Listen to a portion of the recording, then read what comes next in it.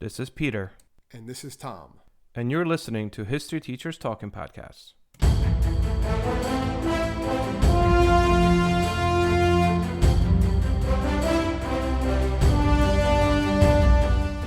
All right, this is Peter Zablocki and Thomas Reska, and welcome back to our podcast. Tommy, what do we got?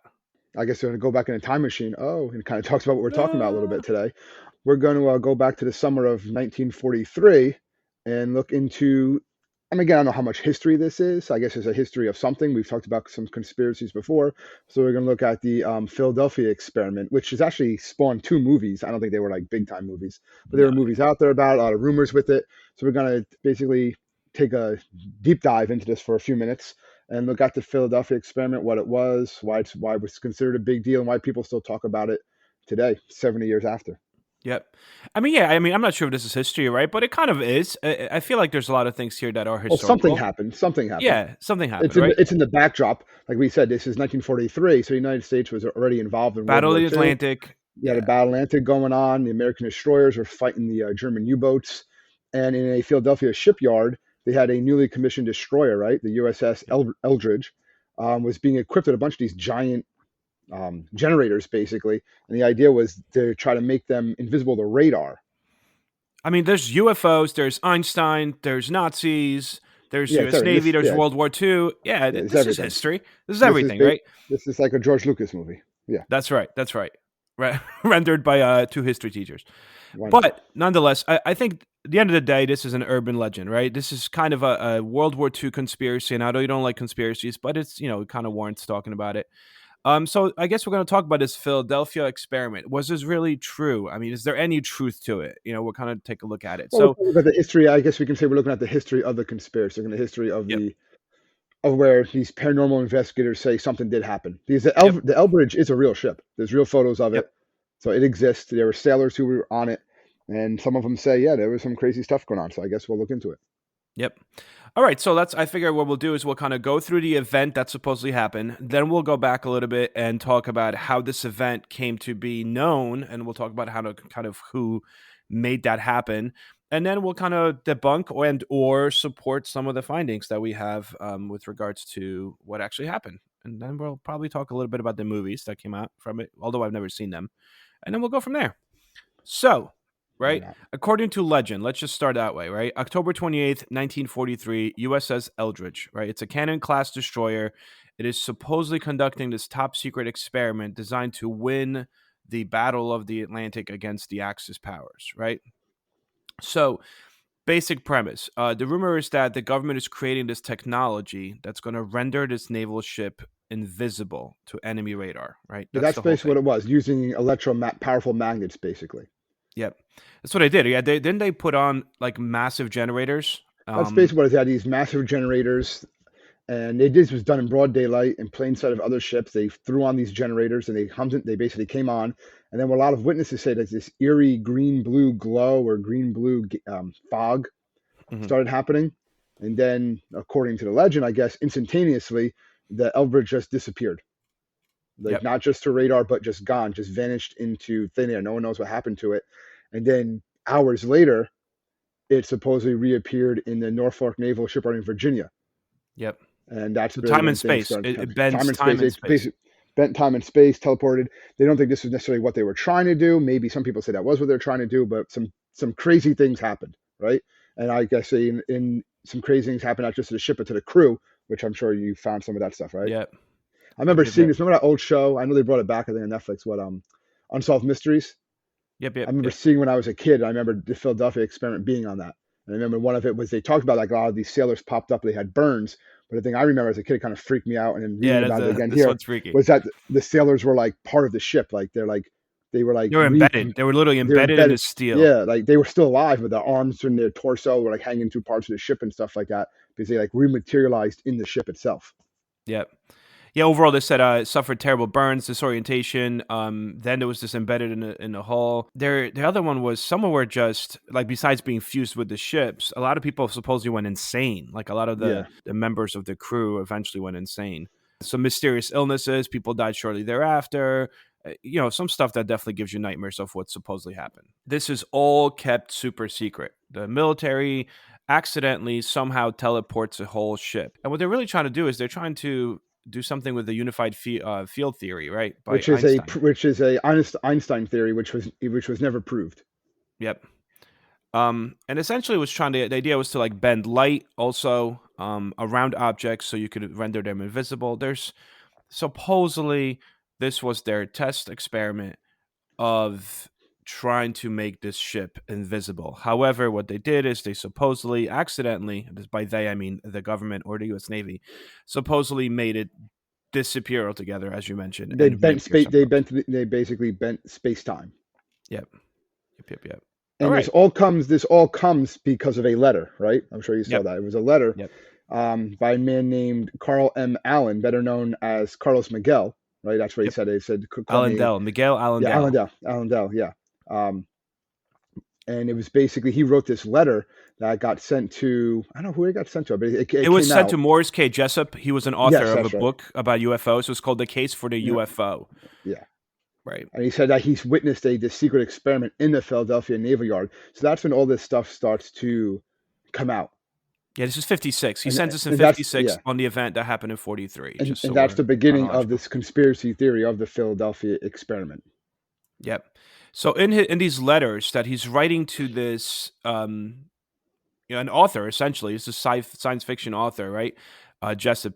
So Miguel Allendale is writing these letters to him, and he's, as you said, he's describing this idea of, hey, listen, there is this unified field theory, and the United States Navy tried to put it into fruition, I guess, and I was there to witness it. And he starts writing these letters over and over against relativity, electromagnetism, and he claims that he witnessed these events in 43. Again, nothing really happens from these letters. This guy's almost like a weird fanboy writing letters to this sci-fi author. But then the sci-fi author Jessup is actually contacted by the Navy's Office of Naval Research. Basically kind of like think of it as like a police force of the Yeah, Navy. there's an official sheet on this. Yep. You can actually Um, find a line from the Department of the Navy, yeah, that talks Yeah, no, about it. they do investigation, full blown investigation. Essentially, what happens is, so Jessup is the author is contacted by the Navy's Office of Naval Research, and they said that they received a package containing Jessup's book about UFOs with annotations that claimed that extraterrestrial technology allowed the United States government to make breakthroughs in unified field theory. Now, this book, it's kind of some weird details here, but here's just a regular fiction book, and all in the margins you have apparently three different shades of blue. So it looks like there's three different authors that potentially annotated this fictional book, and in it, supposedly, one of them is even like an extraterrestrial, supposedly. And what it does is, these annotations are trying to showcase that what Jessup was writing about as fiction actually transpired in this naval shipyard in Philadelphia in the 40s. So these guys, the Navy's like question this guy. It's like, what do you know about this? And he's like, I don't know. I mean, this random guy's been sending me letters for the past few years. And Jessup kind of becomes obsessed with this. Like, Yeah. why? What's happening with these? Like, is this really true? Like, is what I'm writing about? Did it actually happen? And apparently, he becomes super disturbed and obsessed with it to the point that he actually takes his own life in 1959.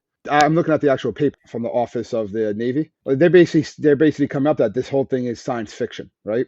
Yep. That the Navy's coming out and they say the Office of the Navy Research has never conducted any investigations on invisibility, which we'll talk about that a little bit later about. There's a lot of other explanations with this, right? Yep. Either in 1943 or any other time, in view of the present scientific knowledge, Office of the Navy scientists do not believe that such an experiment could be possible except in the realm of science fiction. So the Navy's outright saying we've never done this and it's only possible in science fiction. But again, that's coming from the Navy. So if you're a conspiracy theorist, you're not going to think that the government that you think is hiding this is going to come out and say, yeah, we did do this. What So, do we know about this guy himself? Whatever happened to Allendale? Do we know? well, they don't even know who he was because he never really it was kind of his firsthand accounts. But what does happen later on is you do have I guess another person come out in the 80s. You saw Yep. this? Yep. In 1988, there was a movie that came out called The Philadelphia Experiment, which I guess we'll talk about. Okay, it was a Hollywood movie. I don't know if it was a big movie, and I don't remember it. What basically happened is this man by the name of Al Bleak, he came forward and basically talked about that he was on the L Bridge and he survived. And he was brainwashed to forget about what he saw. And that after he saw the movie, he remembered everything. And then there's other explanations that have come out since then. The idea is to make them invisible so that the magnetic torpedoes fired by U-boats wouldn't be able to find them. That was really the idea. That whole greenish blue glow was something called St. Elmo's Fire, not the movie Yep, from I the saw that. 80s. Oh, It's yeah, basically yeah. like a weather phenomenon, right? Where it's like plasma is created by all this discharge from like a rod, like that air gets kind of gets ionized or something, and it can happen. There's been Yeah, plenty and of that's so I instances when guess you see it. what we're talking about now is more or less like what actually did like what was if there was What any or could there have were any, happened? Yeah. what were What the could have actual happened? experiments, right? Yeah. Well, what you're talking about is the glow part. That's actually stems from the gauzing, I think. Is that what it's called? Yeah. So it enables ships to scramble their magnetic signature. So that was why there was real generators placed on the ship itself. The And actually Elbridge, the ship yes. was wrapped in these like large cables. And what it did is they zapped this high voltage charges through the cables. It would not make the ship invisible to radar, but what it would do is it would make them undetectable by U-boats' magnetic torpedoes. And that makes So total which is sense really as good. something that you could see the Navy working on in 1943. Trying to win the Battle Atlantic. Why wouldn't they not try to make their ships invisible to torpedoes? That's something that would make sense. And they said that Invisible that to was probably everything. what gave it a green glow. And then the other aspect of it was, well, how come this ship potentially appeared in Virginia, right? So that was explained later that the US Navy used these inland canals that were off limits and secretive to commercial vessels. And basically, you can make a trip from Philadelphia to Norfolk, Virginia in less than 6 hours rather than the 2 days that some people claimed that it would take. And That that's it why it would was so normally take. weird Yeah. that it was seen there. Philadelphia Inquirer reported in 1999 there was a reunion of sailors who served on the real USS Eldridge, right? And the reunion was in Atlantic City. And they said that the ship never actually docked in Philadelphia. Supposedly, it was in Brooklyn, New York, on the supposed date of his disappearance. And then they checked back again. There's so many documentaries done on this, and saw that the ship's log confirms this that it was actually not in Philadelphia. But also during this reunion, apparently the captain said that no experiments were ever conducted on the vessel, but we know that there were these degaussing experiments happening. So again, fishy, potentially, maybe. And also like the Elbridge was like still used in the war and was it wound up like being around, and it was first commissioned like you said in 43. It served in North Africa, Southern Europe. It was eventually transferred to Greece. It was recommissioned. It was finally decommissioned in 1992 and sold as scrap. But Yeah. there's been like other things spun off from this. There's something I saw found the Montauk Project, which is kind of like a spin-off conspiracy theory. What they kind of basically say it is explores a lot of the same ideas of the Philadelphia experiment. They're saying it was basically based off the Philadelphia experiment, dealing with time travel and teleportation.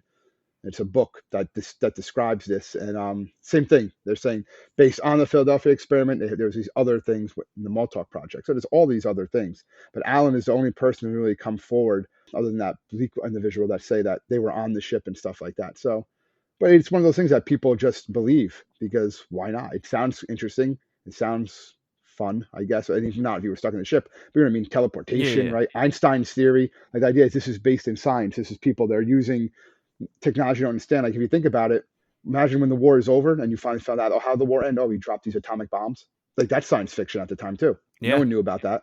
So why not invisibility, teleportation, time travel? They're probably messing with all these other crazy things and accidentally stumbled upon something. I just want to kind of jump back real quick to the Montauk experiment that you mentioned because this totally ties in Or with it the kind of bridges Philadelphia off. Yeah, experiment. it basically does. It's that same mindset, right? It's the same beliefs in this dimensional travel, right? Aliens. Piece. Yeah. I guess we forgot to talk about that. A lot of people say too that the whole Philadelphia experiment was just experimenting with alien technology, or aliens helped Yep. us do it. But that's a whole other thing. And Yep. yeah, Supposedly, just going back real quick, the Montauk Project actually stems from a Camp Hero State Park in Long Island. Supposedly, 1970s and 1980s, the government conducted these experiments in mind control and telepathy, opening space-time portals to other dimensions, contacting alien life, abducting runaway children, actually.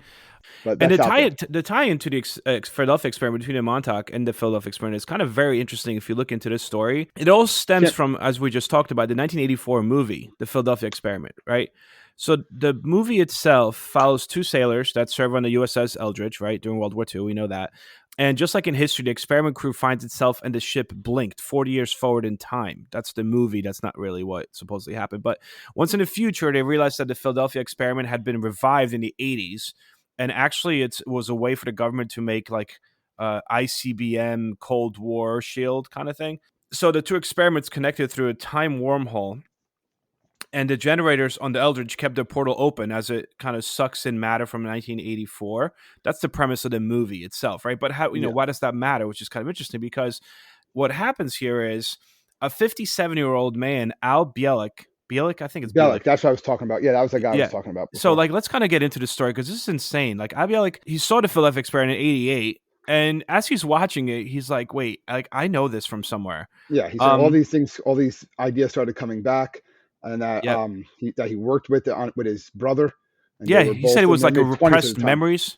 Yeah, Yeah, repressed memories, and he was flat out. He said, "I work." He worked on a Montauk project in the '70s and '80s, and apparently, based on um, his memories had been kind of locked away to keep the experiment secret. And what happens is, once you watch that movie, he realized, wait a second, my name is not really Al Bielek. My real name is Edward Cameron.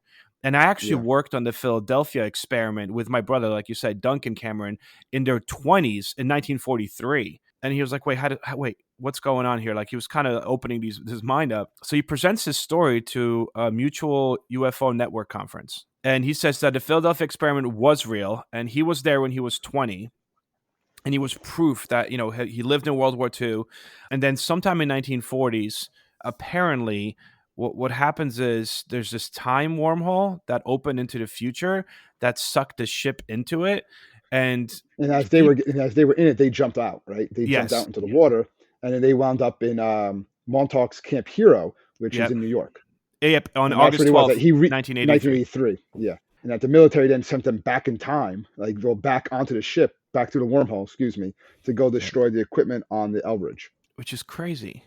And then he's like, really, he says he has proof for all this, that he was de-aged, his memory was wiped, and he was forced to live out the rest of his life as Bellick. And then that explained how the early 1960s, he convinced his father to have another child so they could port Duncan's consciousness from 1983 into the sibling in 1963. And you can find all this on YouTube. There's like interviews with this guy, like talking about this, Bellick talking Yeah, about this, saying, yeah. talking about all this. So you can do like a crazy deep dive into this stuff. I mean, and this is interesting too for modern listeners because the whole premise of Stranger Things really comes from this. Stranger Things was This is initially based on called strength. Yeah, Montauk. this is all, Like, it's based on the Montauk Mysteries or the Montauk Chronicles or something like that. It's like yep. short stories and books. So yeah, this is basically the inspiration to Stranger Things.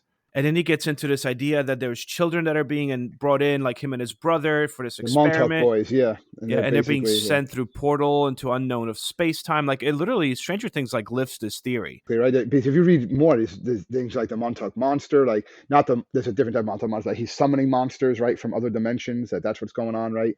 So these psychic things, brainwashing, and like this is stuff that if you research, it kind of relates back to another item that we can not go into, but I know we've talked about before, MK Ultra, which is something that really did happen.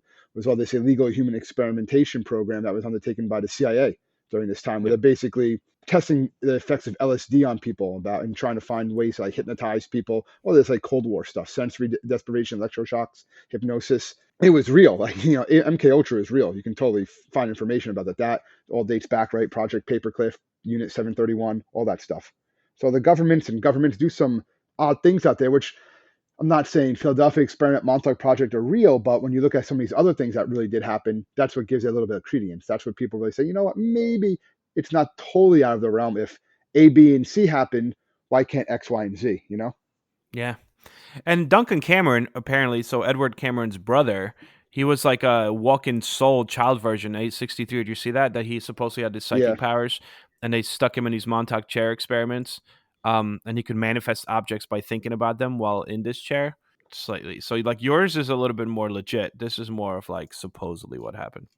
And you can go, Camp Hero is still around. I mean, you can't go there, but because they have like, but you can look online, the pictures, it's like abandoned radar towers and stuff like that. And it's like one of those like urban decay types of places, but it says like, do not come, no trespassing. It's sketchy looking. Crazy. That pretty much covers it. It's a nice short one. We've been on a roll with these short ones. We got to do a longer one of these days. Yeah, but we'll do a deeper dive into some of these. But again, this is just kind of one of those topics that get a little information out there, have people kind of I don't know, Yeah, form their own research it. opinions on. Yeah, Let of us know course. what you think. Sounds Just a little good. taste. Just a little taste. All right. Well, thank you so much, everyone, for tuning in once more to listen to our podcast. And if you want to contact us, you could find us at www.historyteacherstalkingpodcast.com. Please feel free to leave a review wherever you do listen to this podcast. We do greatly appreciate those. And I hope everyone has an awesome week. Enjoy. Stay safe, everybody.